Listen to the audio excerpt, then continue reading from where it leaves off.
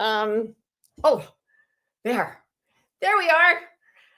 Am I still recording? Yes. Okay. Yeah, you guys on Instagram can see that I am floating in a deep space. And that is because we keep trying to come up with technological solutions. There's a microphone flashing at me. Is that okay? We keep coming up with technological solutions for the Instagram issue, and we are still working on it. Okay, now it stopped flashing. Hi, everybody on Facebook. We're live too. There are all these different, we have GarageBand going for the podcast listeners who aren't going to be here visually. It's so exciting. There are so many people that are showing up to gather in not one room, in a virtual room that has a lot of headspace.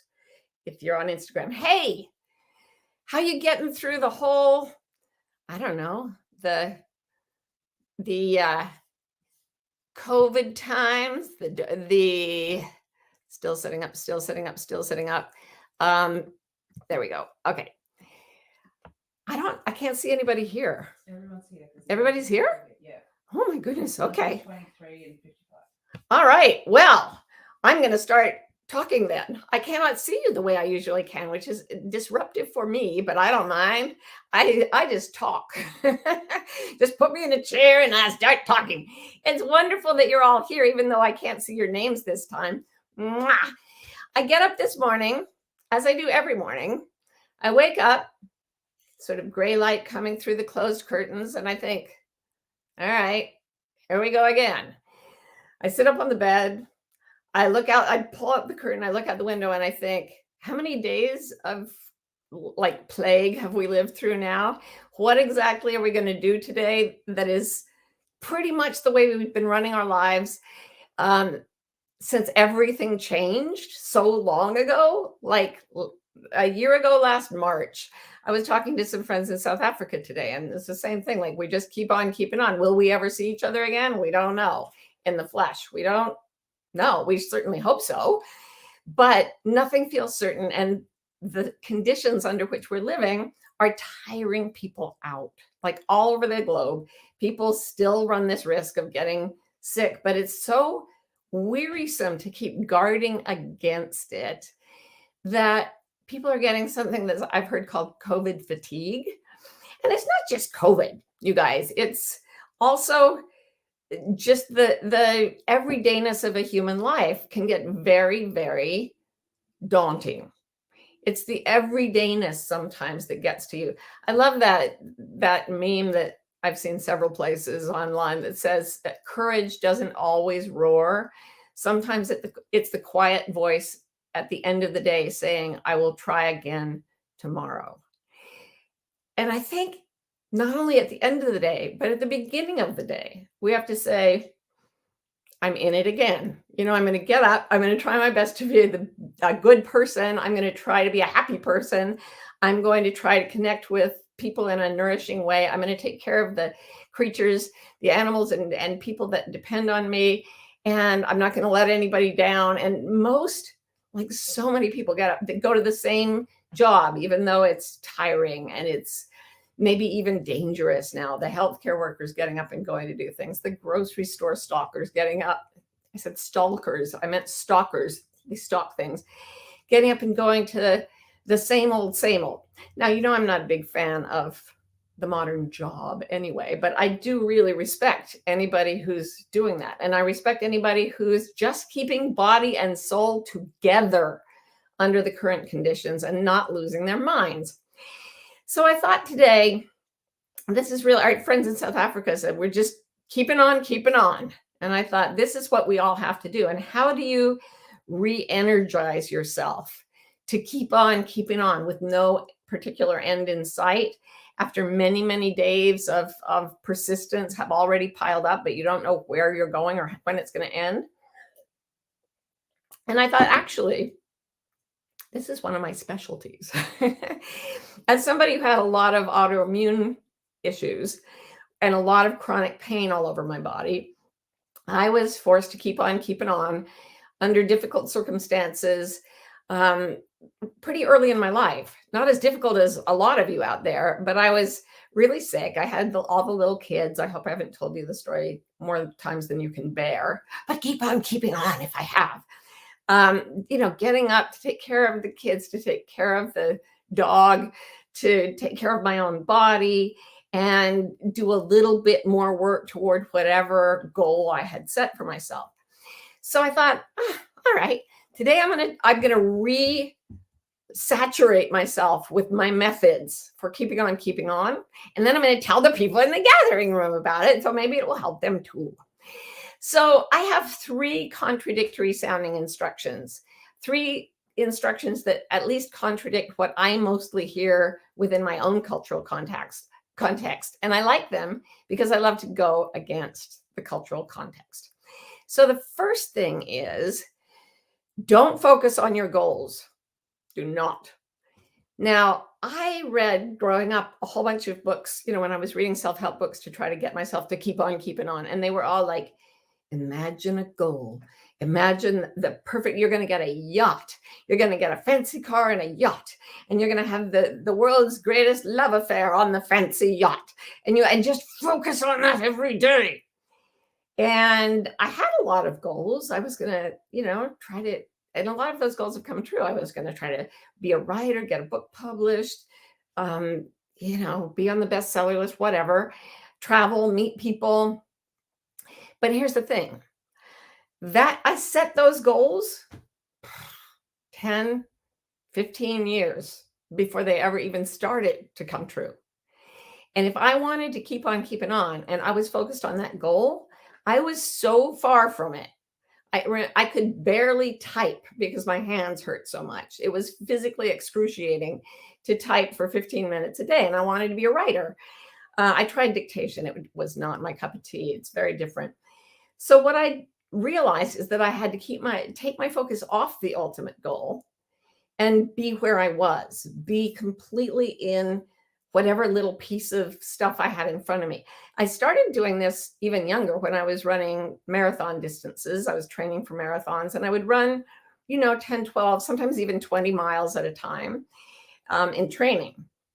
And I realized that if I set out for a 20-mile run and I ran 10 miles away from home and then 10 miles back, when I turned around to go back home, it was almost unbearable because I was picturing being home, and maybe I was cold and tired or my foot hurt or something. And I would just want to be home with a bowl of soup, like in bed.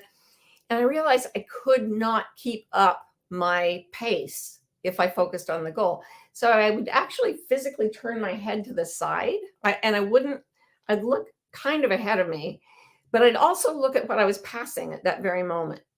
And I would try to find something in every moment. I'd look from one side, left to right, and I would try to find something interesting to look at, something that was picturesque or something that I could tell someone about, or something that I just enjoyed looking at. And I would focus on that. And then I'd glance forward and I'd focus on that. And later, when I had bigger life goals, I learned to focus on the goal in that glancing way. Like, focus on it. I teach people. Now I coach people. I teach coaches to coach people to focus on their goals for a little while, to create them, to build them, to make sure they're really true to your heart. But after that, what is going to be your best friend? There's a, I think it's a Sanskrit word, Satchitananda, which means the bliss of the suchness of this moment. What is this moment right now? Can you go into the discovery of what is blissful in this moment? And usually I can find something, even if I'm grieving, even if I'm depressed, even if I'm in pain, I could find something beautiful in this moment. So this turns you into a kind of student of beauty. And I remember the way I got through many days was to work a little bit on my goal and then focus on something like a song that expressed what I was feeling musically and lyrically. And I would find songs and play them over and over. I learned to play the piano so that I could be completely saturated in something that moved me and that I thought was beautiful. I loved to paint and draw, but I couldn't during those years because my hands didn't work. But I found art to look at in books because it wasn't online yet. And I would saturate myself in the beauty of those books, or maybe I'd get to go to an art gallery sometimes, and I just drink in the visual beauty of something someone had created, or anything in nature. I could find the smallest thing in nature and be entranced by it if I really focused on Satchitananda instead of my overall goals. And what that did is it gave me the fuel that I then brought to my writing, which I think is why I ended up getting published in the first place. And it fed everything I wanted because I wasn't focused on it. I wasn't obsessed with success. I was obsessed with Satchitananda. So that's the first thing. Don't stay focused on your goal. The second thing is don't try very hard. This is, again, not what people will tell you. Note the word very hard. If you're trying very hard, you cannot keep on keeping on. It's just too stressful. Try a little bit, a little bit. Remember my two mascots that are sitting here always, always, always. My little turtle, who stands for never hurry. That's the Goethe quote, never hurry. And my little Ganesha, who stands for never cease, the remover of obstacles and the taker of little steps. Never hurry, never cease. So instead of trying very hard, I take little steps and I never hurry, but I never freaking cease. Just kind of me. And if that's how you're moving, and if you're focused on the bliss of the moment, you can actually be very happy as you go along and you're moving toward your goals, but that's not the point. The point is where you are now. You're loving life as it is now. It's helpful to me to have a goal and to move toward it, or I get a feeling of directionlessness, but doing it in this not trying very hard way is absolutely necessary for me to keep it up. So the third thing after don't stay focused on your goal and don't try very hard is never do all that you can, ever.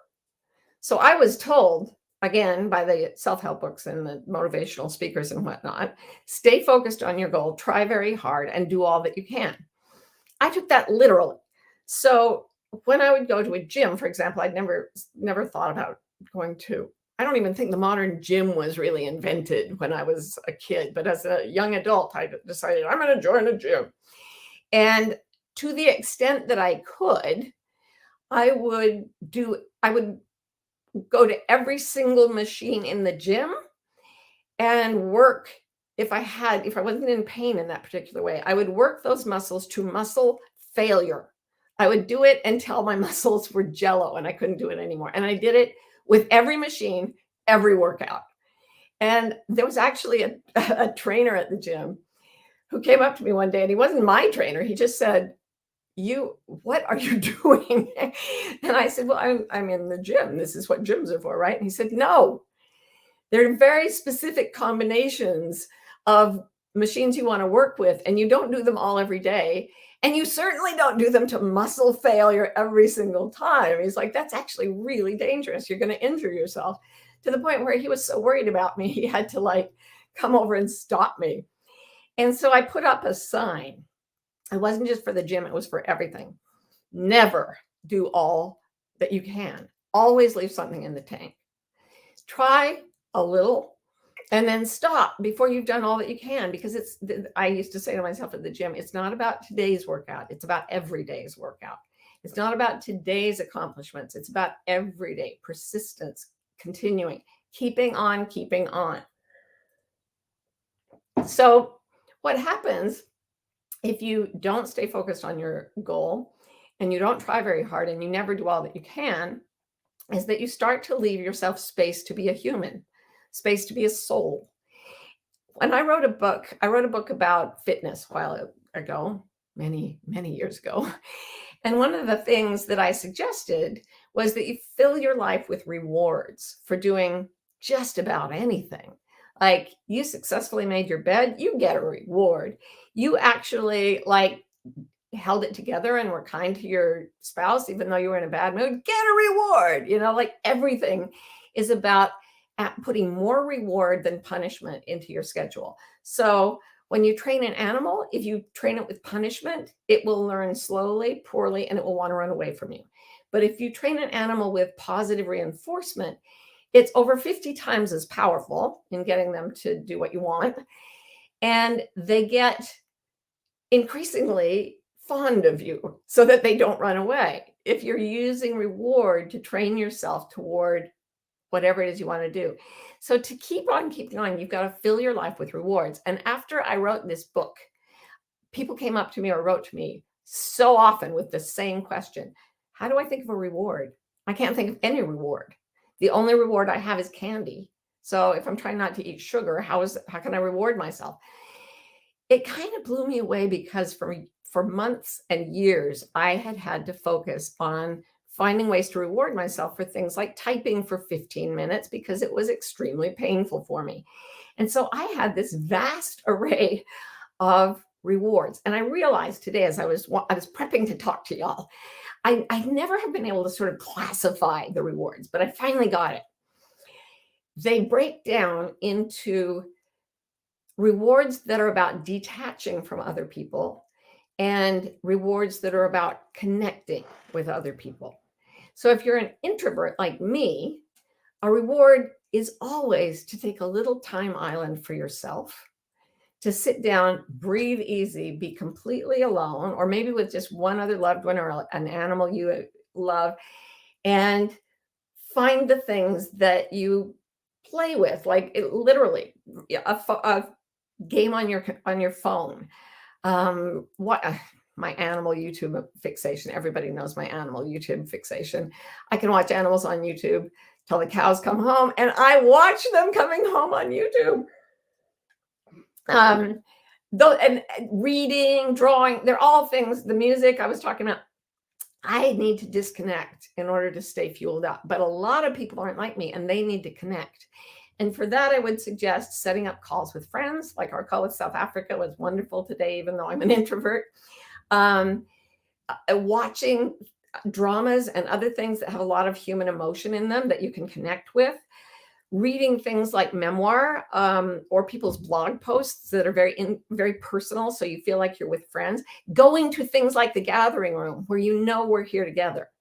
And I love it when I did a thing for Kripalu, which is a yoga center that I used to go to teach, and now I stay home and teach on Zoom. And I use the chat function to have people answer certain questions. And even I, as an introvert, when I said, write down your favorite thing to the thing you love to hear the most, and they would start writing in these hundreds of beautiful ideas for what was a lovely sound or whatever. I didn't ask that question, but I could. And as I started to see all the responses, it was as if the energy of these hundreds of people flowed into the room. And even I, as an introvert, felt the beauty of human beings talking to each other about what they love, about things that are positive and wonderful in this world that make us want to keep on keeping on. So those are my things. Never stay focused on your goal. Don't try hard. Never do all that you can. And either give yourself connection or disconnection as rewards all through the day, like frequently, every half hour, whatever motivates you. And you'll find the right balance because you'll keep on keeping on, and it won't even feel like a struggle. You'll feel at peace. You'll feel rewarded by the world. And in the morning, you'll wake up and you'll go, all right, I want to do this again. This is fun. So that's what I have to say about that. And now I will take some questions. There is one from Kira here. She says, when we first find ourselves in the moment, tempted to overfunction or control, what are some practical tips to help us instead lean into the mystery and let the universe carry us? Oh, that's so important, Kira. Thank you for asking that. First of all, you won't know it. You'll find yourself in control mode or over-functioning mode because it's a habit, and you'll only notice it when you start to get grumpy. But you will start to get grumpy. You will not want to keep on keeping on. You'll go, oh, this again, this world again, this day again. And that's your signal that you are in your pattern that is destructive to you, over control, over functioning, whatever it is. And then the thing to do is stop. Take one of those breaks. So if you are an introvert, take a break to be alone and to reconnect with beauty and reconnect with harmony and anything spiritual, physical, experiential. Anything that brings you back into a moment where you're just in Satchitananda, just wow, wow. If you're an extrovert, connect with other people, call your best friend, go to your favorite blog writer and see what they posted now. And as you do that, as you find your own joy, that is the mystery. The mystery is the part of us that is calling to us from outside our bodies, calling from the consciousness within us to the consciousness outside us, saying, join in, understand that you are having this experience in a field of consciousness that is infinite and exquisite, and it will light you up if you come see it. So you just, do what brings you joy. Give yourself a little reward. Boom, there you are in the mystery. It's always there. Dr. Donna says, how do we change from the culture that insists we try hard? And how do we stop always living in the future so much so that we miss the present, so much so that we miss the present? Well, the way we stop trying hard, it's a skill most of us master. I don't think maybe Dr. Donna has ever mastered it. When you get to the point where you're trying very hard and it starts to be stressful, here's the key. You say, this is hard. I don't want to do it. I'm not going to do it as hard. There are moments. I mean, there's an exception to every rule, including this one, right? Like everything. So there will be times when you want to try hard, when you do your absolutely all that you can, when things, the stakes are high and you need to do that. But those circumstances are so rare. Most circumstances, when you're trying too hard, you're going to have diminishing returns anyway. So you'll learn that it's better to kick back after like working for 90 minutes and then resting. There's lots of good evidence on this. We have these rhythms throughout the day, working for 90 minutes and then resting for an hour and then working for 90 minutes. That's the most productive way for me to live. The culture says keep trying all the way through. That's too hard for me because I have biological rhythms. And when I go along with them, I'm more productive. So experiment with that. You start to realize, oh, I'm actually getting more happening here when I don't try hard. And then, save the trying hard for the moment you have to save someone from death or something. And always living in the future is just a matter of saying, like, I had to physically, when I was running, turn my face and look at what was horizontal to me. And you actually can do that. Like right now, there's something I love in the culture of the Dene people, or also called the Navajo Nation. There's a prayer called the Beauty Way prayer. And I used to say it as I ran or as I took walks after running became impossible for me. And I'd love us all to say it together right now. So just follow along with me. It's very, very simple. And all it is I'm going to say things and you have to find it. Okay. And it goes like this: beauty before me. So find something beautiful that's right in front of your face. Beauty behind me. Find something beautiful that's behind you. I can see behind me because I'm looking in the camera. I like that horse. Yay. Beauty behind you. Beauty to my left. Ooh, there's trees outside. Beauty to my right. Oh, there's a philodendron. Beauty above me. I'm looking at the light fixture. It's beautiful. Shadows on the ceiling. Beauty below me. Find something. Beauty within me. Now we're just going to go through one more round again, but find it with your eyes, with your ears, okay? Beauty before me. Beauty behind me. Beauty to my left. Beauty to my right. Beauty above me. Beauty below me. Beauty within me. Say that prayer when you need to come back to the moment. Because in every moment, the 1, 2, 3, 4, 5, 6, 7 directions are always offering beauty. Always. This always works. I've done it locked in an office cubicle and it still works. And you can do it without even saying the prayer, but the prayer can help. Okay, Robin says, I have a question. Are goals needed if you follow present bliss? I've only experienced this for like 6 months in my life 20 years ago. Do you think surrender is the hit? Yeah, I actually do believe that when you start living completely in Satchitananda, the force does things with you the way, when um, Obi-Wan Kenobi's voice says to Luke Skywalker, put away your machines, trust the force. He just like stops with everything he's trained to use and he lets his inner, the force, guide him. And so he's able to do more. He's able to do phenomenal things that he could never do if he was using all the instruments that humans had created or whatever species he was on his planet. I don't know. But yeah, when you actually trust the force, when you really let go of your own will, of your need to control and your sense that you are separate from the universe and that you're in danger, if you fall back and it's kind of like a trust fall into the arms of consciousness, and yeah, it starts to move with you and it starts to, you sort of leave your body.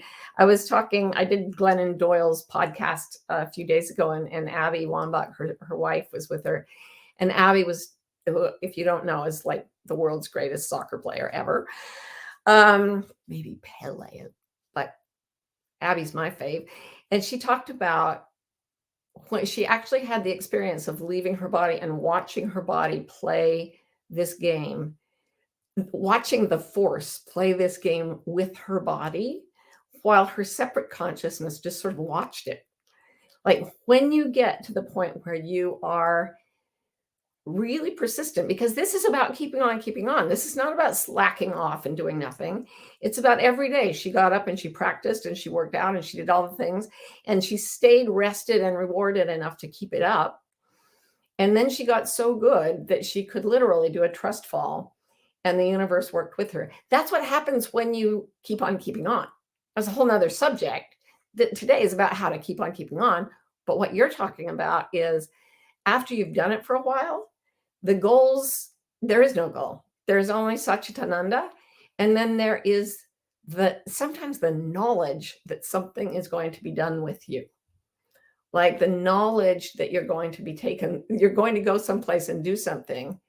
You're not really sure why, but the Satchitananda is taking you there and you learn to trust that sensation. And it is very different from what most people ever experience.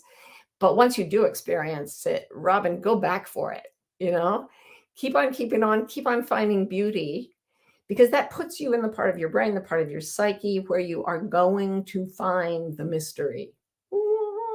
And that's what takes over and starts setting your goals. Okay, Amy says, Martha, does life have a self-corrective force? Yes.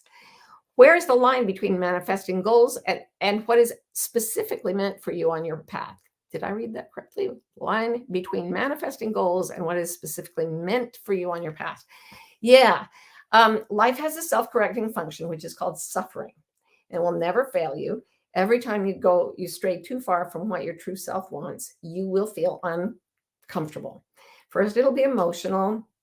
You'll feel grumpy or scared or anxious or whatever. Then it will be physical. You'll start to lose energy and maybe even get sick. Then you'll start to gripe. Your whole life will gradually fall apart to try to get you back into the stream of the life that your consciousness really wants. And manifesting a goal, here's the interesting thing. If you are doing it from a place of integrity, which is what my last book's about, and you really are in harmony with your real self, your goals will only be what's meant for you because they're the only things that will appeal to you. One of the things, I talk about wayfinders all the time, and I talk about people who are born to wanting to mend the hoop of the world. And I used to call it a team. And people would say, well, I want to be on the team. I don't want to have to try out and fail. And I'm like, no, this is a team that exists only to serve all the other teams. So wanting to be on it means you're on it.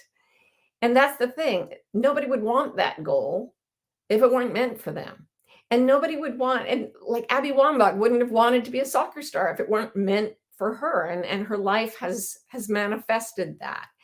But she had to back off some of the things the world attached to that before she was really happy.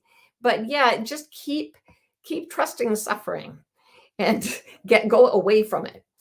So Alora says, I'm gonna put on my glasses for this. I feel like I've been easing into this way of living lately, but can't help but feel like I'm moving too slow sometimes. I know that I have to surrender, but even that isn't happening fast enough. I keep feeling overwhelmed. Does that feeling go away eventually if you never hurry, never cease? It goes away if you find the beauty in the moment. Do the beauty way prayer, and you'll realize, why would you want to miss the way the light strikes the trees right now, just to get to the way the light strikes the trees an hour from now? Like there's always the bliss of the moment. And if you can drop into that, you'll never get tired. We have one final question.